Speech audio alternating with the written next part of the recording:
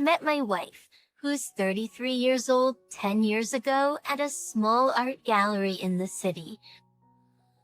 Isapetian, my best friend, whom we'll call Oliver, was an artist and he was showcasing his work there. My wife was there with one of her friends, and I approached her as soon as I saw her. I thought she was the most beautiful woman I had ever seen, and I had to be with her. My wife's friend, whom we'll call Mia, actually ended up going home with Oliver that night.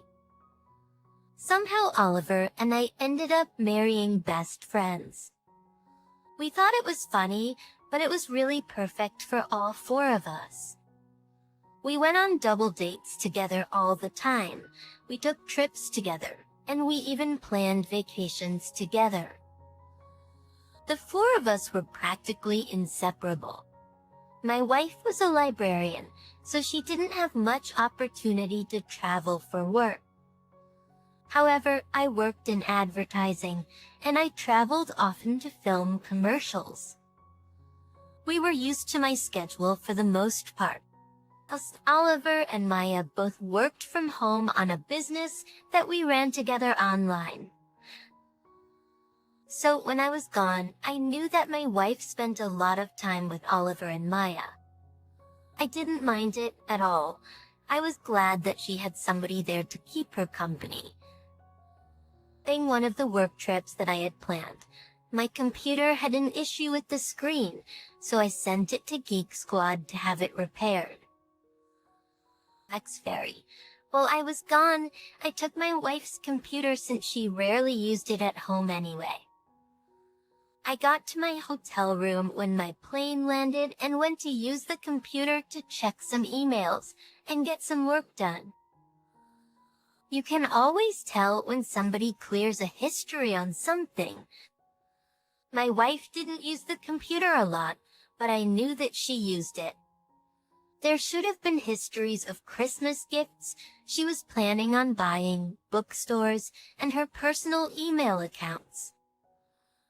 However, the history was completely blank. I was a little curious about why she cleared the history before giving me the computer. Granted, it was her personal computer, and she probably looked up things that she didn't want me to know about. If the shoe were on the other foot, I would have cleared my history before giving my computer to my wife. I didn't give it too much thought after that, because I didn't think that my wife would do anything sketchy. However, moments later, I accidentally logged into her email using the saved information that she had instead of using my own. It sounds convenient, but it genuinely was an accident. I was so used to using my credentials that way that I just pressed OK without giving it a second thought. I went to log out of it right away when I realized, but then I saw an email exchange between my wife and Oliver. The message in the inbox was the most recent one out of a 280 email chain. I knew that they were friends, all four of us were, but I had no idea that they were having private conversations with each other. It struck me as very odd. I clicked on it to see what it was, and I was completely broken by what I found. They were having an affair with each other. They were sending each other explicit videos and images through email, and planning the times when they would be able to get together. I didn't read through all the messages, but I did look at some of the first ones that they sent to try and figure out when it started. Sex to the affair had been going on for 2 years. Anytime I was away from home, Oliver and my wife took that opportunity to be together. They slept together even when I wasn't on a working trip. There were times when my wife would sneak Oliver into the library after it was closed and have sex with him when nobody else was in the building. Here early on, there were some emails about possibly bringing me and Maya in on the situation and swinging. It was Oliver who suggested it, but my wife immediately told him that I wouldn't be okay with it. She was right to think that. I think Oliver thought that Maya might have been convincible, stating that he thought she would be naive enough to just do what he wanted. I thought that was a horrible thing to say. I ended up converting all of those emails into a PDF and keeping that for myself. I marked the most recent message as unread and logged out to make it seem like I had no idea what was happening. I was going to be away for 3 days working, and I had to focus on what I was doing or I could risk losing my job. It was absolute torture trying to pretend like nothing was happening when it felt like my entire world was shattering. I had the PDF, and I needed to figure out the best way to utilize it. Actually, my wife and best friend had both betrayed me, and I wanted to get back at them and make them regret ever crossing me. I mulled over what I could do when I returned, and it finally hit me. It was the middle of summer, and it wasn't anything out of the ordinary to invite Oliver and Maya over for a barbecue and some drinks. I suggested it for the weekend when I got back, and my wife was all for it. They showed up on that Saturday and everything was normal. While we were eating, I brought up to everyone the possibility that we trade partners for the night. It was a joke. I had no intention of doing that, but I just wanted to see their reactions. Mia was appalled by what I suggested, but noticeably my wife and Oliver weren't that shocked. Oliver's lack of reaction actually upset Maya quite a bit. My wife pulled me aside and asked me about why I suggested that, but I just went back to the table and I told Oliver that it was his idea after all. I quoted what he said in the email and mentioned that he thought that Maya would be naive and would go for it. She was very confused, so I handed her a couple of pages of the email highlights that I printed out. She read over them, and from the context she figured out what was happening very quickly. She immediately started screaming at my wife and Oliver about what they did. She was hysterical and upset about everything, and I didn't blame her. I felt the same way when I first found out. Oliver tried to punch me in the face. He accused me of ruining his life. As much as I wanted to take my anger out on him, I knew that it would only lead to more drama. My wife tried to explain what was happening to me, but nothing she said helped. Basically, she said that she and Oliver had always been attracted to each other, and after a while, they couldn't take it anymore. She told me that she didn't think monogamy was for her, which would have been nice to know before I was married to her for 6 years. Mia and I both ended up divorcing them, and pretty much taking everything from them in the divorce. Oliver desperately tried to get back with Maya because he said that it was a mistake and she almost gave in to be with him. I was able to talk her out of it. I sent the information about my wife sleeping with Oliver in the library to her boss, and she was fired. Now she lives in a studio apartment in the city. She's reached out to me several times, apologizing and suggesting that we give it another try. I think she's realized just how good she had it with me and regrets her choices. I'm in a good place now after all of this, and I don't want to look back at any of it. I'm finally ready to put myself back out there and move on from it completely. I can't even imagine finding out that the two people you should have trusted most in the world have betrayed you while you're away from them and have to pretend like nothing happened. It must have been unbearable for you to go through that. It definitely sounds like Oliver wasn't a good guy by any means. Saying that he could manipulate his wife into doing something even if she didn't want to do it is very creepy. It's a really good thing that you convinced her not to get back together with him when he tried. She likely would have been very unhappy with him after everything. I always think using the excuse of not wanting to be in a monogamous relationship after cheating is ridiculous. If you feel that you might be polyamorous, then you need to discuss that with your partner before you cheat on them. If it comes down to it, you might not be compatible, and that's okay. Cheating is never an option. It sounds like she was just using that as an excuse to make it seem like she was more sympathetic. Anyways, let's now get into our second story for today. I met my fiancé and met at a bookstore about 3 years ago. She was working there at the time, and I was going to pick up some new books. She was stocking the shelves, and I saw her and thought she was cute. I asked her for some help looking for a particular book, and we walked off together. We started talking, and I asked her for her number, and things took off from there. I proposed to her about 2 years into the relationship. I knew from the moment that we met that she was something special. I knew I wanted to be with her, and I saw a future with her. Our relationship was great from the start, except for a few issues that we had to work through based on her past relationship.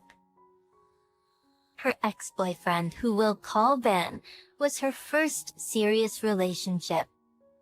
First, they were together for 7 years, and throughout the entirety of it, he was cheating on her and treating her like garbage. She was single for about a year before we met. During that time, she said she did a lot of self-discovery and healed from the relationship, though it didn't always seem like that to me. I never gave her any reason to suspect that I was cheating on her, and I treated her like a queen. The only issue that ever came up was when she started to feel insecure about herself. With the relationship she had with Ben put a toll on her, and there were times when she thought that she wasn't good enough to be with someone like me. Ben was a sleaze. He couldn't hold down a job. He was sleeping with anyone that would pay him any attention, and he berated her for the smallest things. I didn't do any of that. I had a great job. She was the only woman for me, and I made sure she knew how wonderful I thought she was. I would treat her with respect, and she wasn't used to it. I knew she had a lot of trauma from that relationship, and I did everything in my power to help her get through it, but I could only do so much. It was on her to take care of her trauma and recover from it. As much as I loved her, it didn't seem like she was willing to take those steps. I hate even saying it because it sounds so insensitive, but it's the truth. Atria Icantlyan suggested that she go to therapy or see a counselor, but she would tell me that she couldn't afford it. I even offered to pay for it, and she didn't want to do that. All I could do was hope the situation would get better over time. I work a regular 9-5 job in the office, and she was working at the bookstore. Her hours were less regular than mine. Some days she would go in around 10 am, and some days she would go in around 2 p.m. I was always at work when she was leaving, regardless of the time, but I always picked her up afterward because she didn't have a car.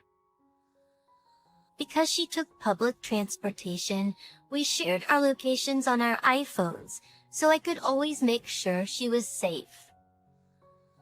It's not something I normally would have done in a relationship, but she had several run-ins with creepy passengers on buses, and it made her nervous. I also like having that peace of mind. Easter around the holidays with Black Friday coming up, she was picking up a lot of extra hours preparing for Black Friday sales. A part of that included optional late-night hours that allowed her to prepare new displays and unpack the large quantities of inventory the store received before the sales. When she did that, I didn't see her for dinner or anything like that. I offered to pick her up when she was off her shifts, but she told me that she didn't want to disturb me, so she just planned on taking an Uber. I didn't want her to get into some strange man's car in the middle of the night and have something happen, so I stayed up for her regardless. I told her that was the plan, but she insisted on me not picking her up because she didn't want to be a bother.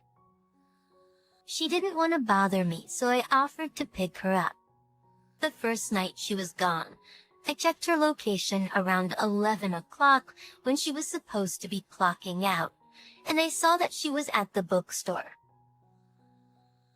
I could see the location updating every few minutes when I checked it to show that she was in a car on her way home. Everything looked good, so I was less worried. One week, she told me that she was only scheduled to work late 3 days. But on Thursday, she told me that she would be working late again. I wasn't immediately suspicious about that because it seemed like a normal enough thing.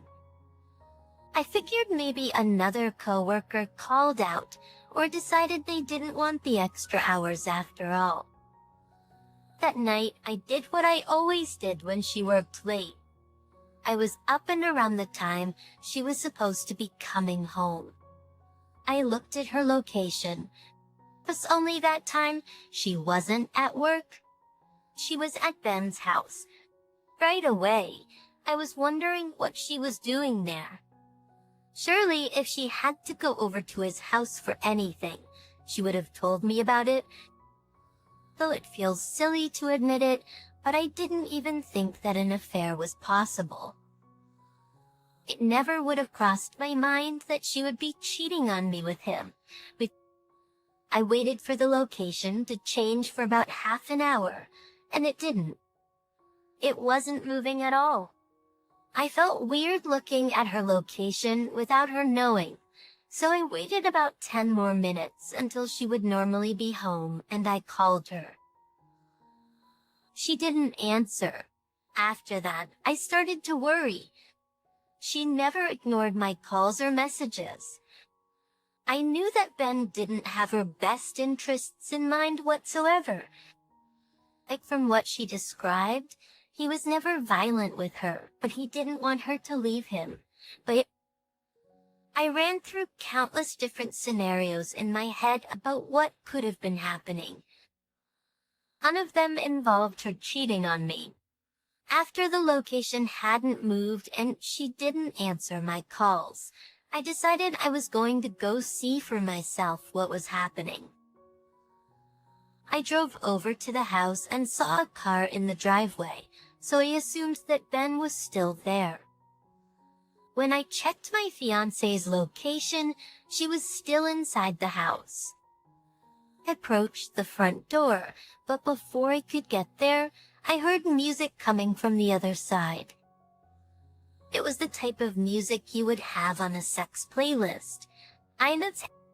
That was then that I realized nothing nefarious was happening, and she could have willingly gone there to have an affair. I was frozen for a moment.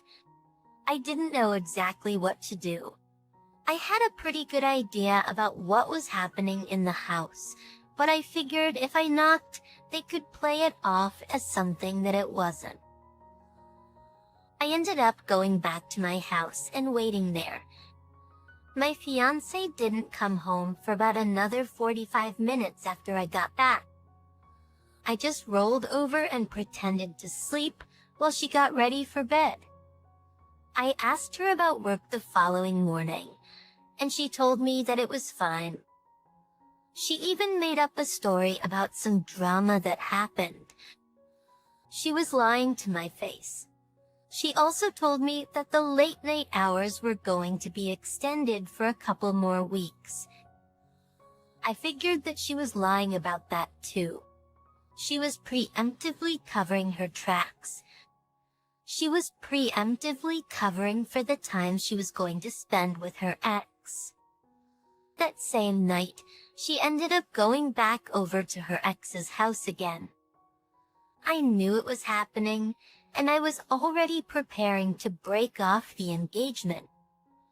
However, I didn't want to just calmly break it off.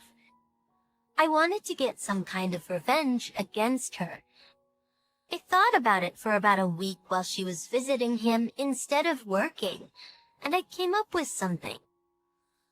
We were going to host a Friendsgiving dinner at our house, and I figured there was no better time to tell everybody about her affair than then.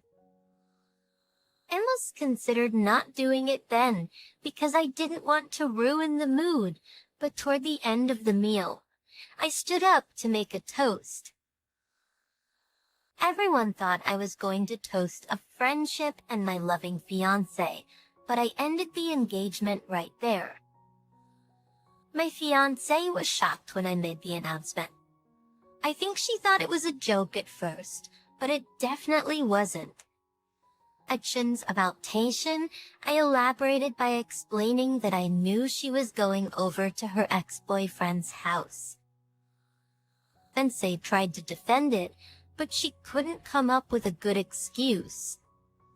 I just told her that the engagement was off and that she could go stay with Ben if she wanted to be with him so badly. After that, she ran off to the bedroom to go and hide away from everybody because she was humiliated. Everyone else packed their things and left shortly after. Thus, when they were all gone, she came back out and yelled at me for humiliating her in front of all of our friends. She told me that she was sleeping with him again, and that was all that it was. She tried to make it seem like, because there was nothing emotional involved, it wasn't an affair. I didn't believe that there weren't emotions involved. They were together for a long time, and she stayed with him through a lot of stuff. She had to have had serious feelings for him to put up with as much as she did. I told her that I wanted her to get out of my house, and I gave her a week to gather all of her things and leave. She did end up going back to Ben. I think they're still together, but he definitely hasn't changed his ways, so she must be miserable with him. Putting all of the friends that were with us were definitely on my side. Some of them have tried to make excuses for her behavior by telling me that she might have been manipulated into getting back with him, but I still don't care what the reasoning behind it was. She cheated on me with a man who treated her like garbage, and I just couldn't be with a cheater. It sounds like you were a caring partner who was there for your fiancé, Fort. It sounds like she had a lot of trauma from the past relationship with Ben, and it is a shame that she couldn't find a way to move on from that, so we wouldn't have any hold over her. I don't know if you had a chance to look through any messages or anything like that, but I would guess that he was probably in her ear and manipulating her. However, that doesn't excuse the fact that she lied and cheated on you.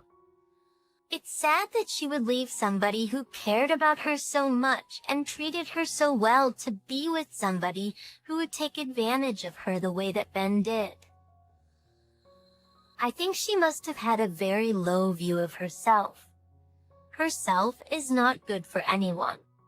When you suggested that she should go to therapy or counseling, you were completely correct in that. It sounds like she should consider going. Thank you all for taking the time to listen to today's stories. If you enjoyed listening, please feel free to like and subscribe if you haven't already. Also, comment below with your thoughts on what happened. If there is a story you would like to share with me about your own situation or someone else's, then please do not hesitate to contact me. Take care.